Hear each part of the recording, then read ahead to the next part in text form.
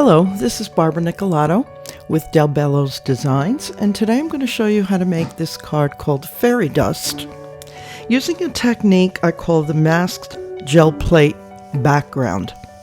All the materials are listed here. Please feel free to pause this video at any time if you need to write anything or look at what's needed.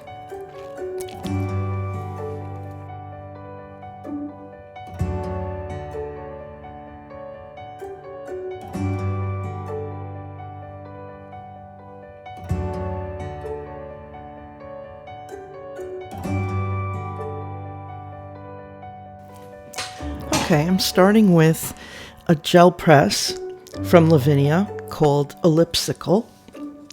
It's brand new, and after I unpackage it, I'm going to lay it on a stiff acrylic background. It's actually a cutting plate for a die cutting machine that I happen to have. And I put it there because it makes it easier later when I go to transfer the image on the gel press to the paper. I'm using Distress Oxide inks right now with scattered straw on a brayer, and I'll put that on gently.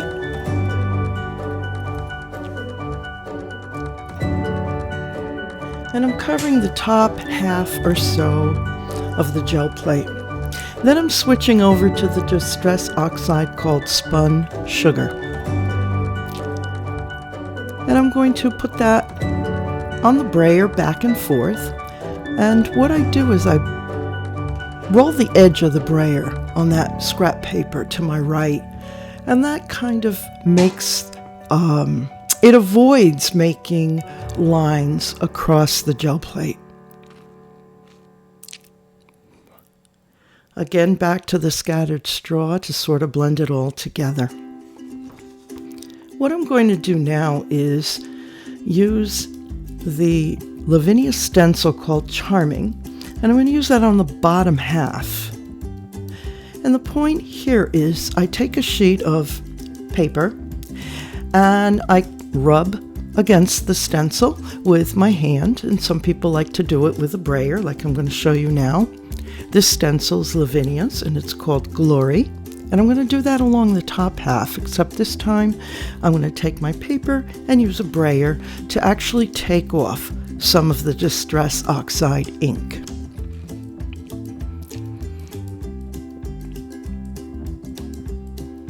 This image is now ready to be transferred onto my multifarious paper. That's 5.5 by 7.5 inches, and I'm going to cut it down a little later. Before I press the gel image onto the paper, I masked it with an oval piece that I've cut from a die that I happen to have. And I'm going to press that down real good. As you can see, I actually turned the gel plate and put it right onto the paper. This way I can see better when I want to center it. I lift it off, and the inks were transferred onto the paper, except, of course, where I had the oval. That oval can be saved and used for a card in the future. At this point, I'm going to make sure that that ink has dried, and I'm going to cover it with the paper that I actually cut the oval mask from. And this is going to protect the multifarious paper. I'm going to actually tape that down with low-tack removable stencil tape by Sweet Poppy Stencils. I love this tape because it's so easy to remove. It doesn't take any of the paper with it, yet it holds it in place nicely. So I'm going back to my scattered straw, my spun sugar, and pumice stone Distress Oxide inks. I'm going to use the brushes, the blending brushes here, and at the top I'm going to do the straw coming in to the middle with the spun sugar, and then the pumice stone at the bottom. I sped this up a bit, but you get the idea.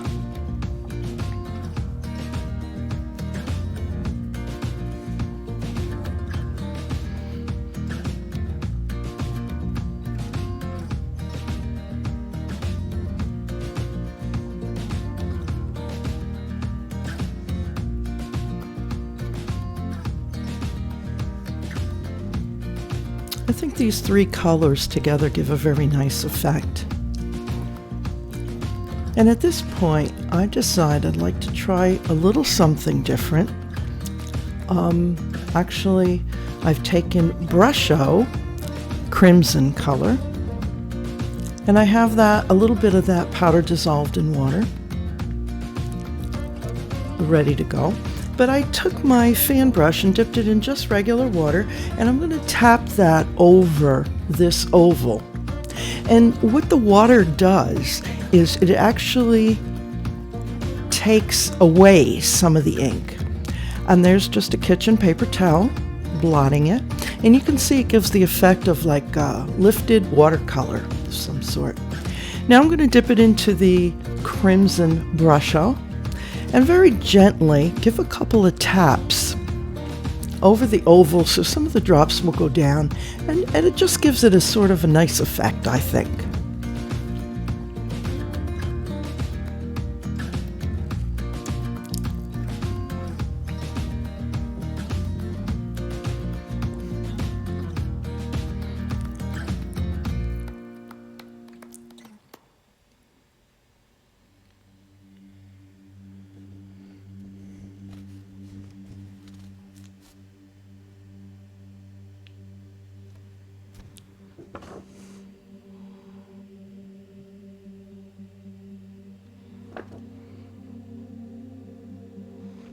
Boy, I'm pulling out all the stops here.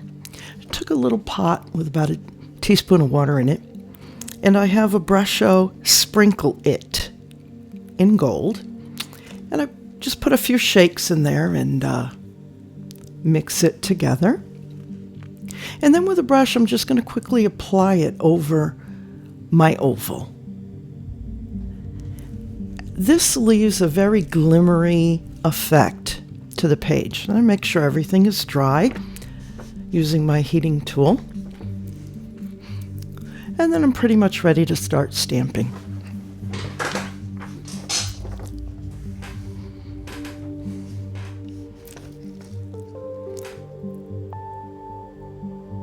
Take out my Misty stamper, and I'm using Lavinia Quinn number 693 as my main stamp. She's a very pretty fairy, sitting facing the right, and I'm putting VersaFine Clair Nocturne and printing that.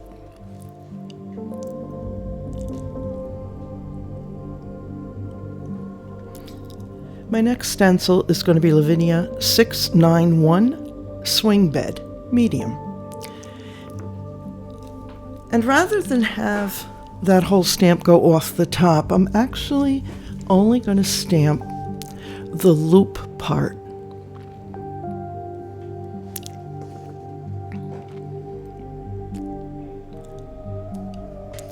Using VersaFine Clair, Shady Lane.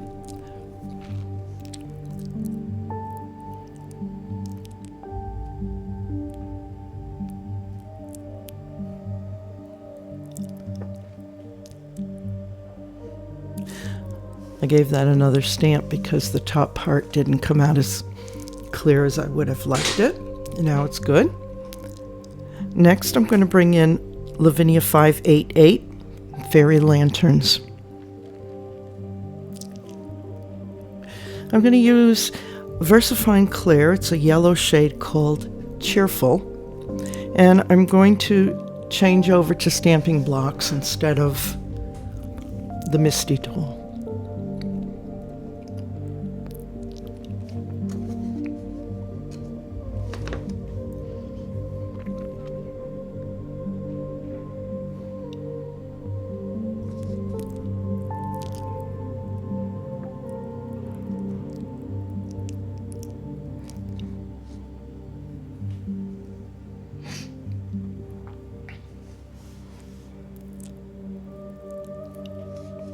Silhouette Grass is a Lavinia stamp number 680, and I'm using Rainforest. That's a VersaFine Clair ink.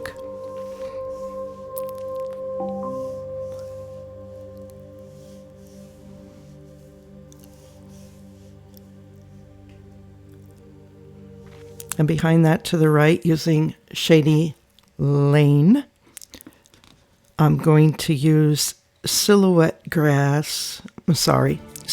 Foliage number 683.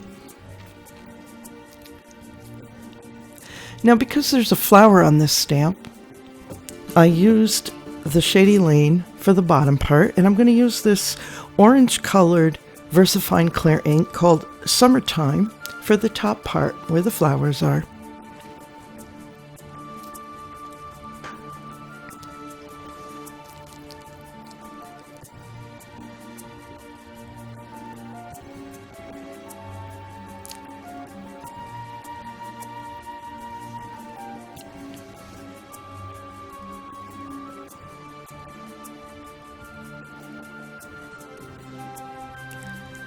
I like to hold the stamp down for a bit just to make sure that the ink gets a chance to be absorbed into the paper.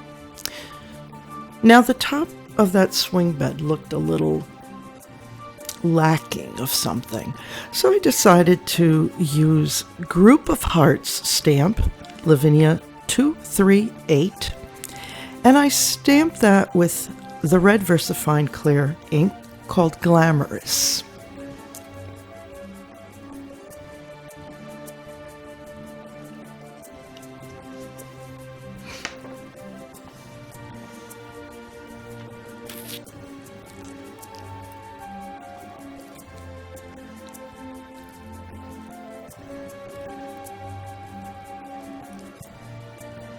It's hard to reposition if all the ink didn't come out like you expected it to, since I wasn't using a MISTI. So I just grab a little marker that I have and fill in the part of the hearts that didn't come through.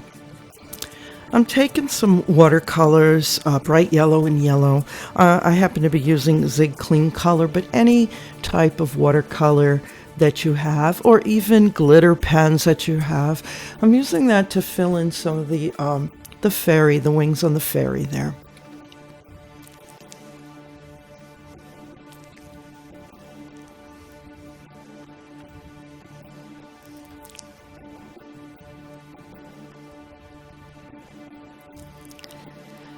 I love that white jelly roll pen, and I use that to outline parts of the fairy that I want to stand out more.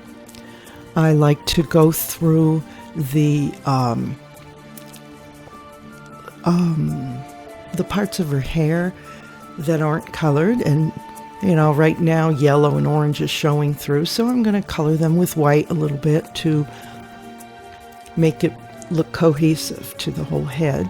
Outline just a few more things. I switched to Jelly Roll pens, Golden and Copper. They're from the Galaxy and Meteor Stardust set. And I'm just adding some sparkly highlights to the fairy lanterns, to the silhouette foliage, and anything else that catches my fancy. Then I take the Posca pen. This one is the red glitter palette, and I decide to go over the little sprinkle marks that I made with the Brusho Crimson, just so that they'd stand out a little more. And I did the same with the hearts.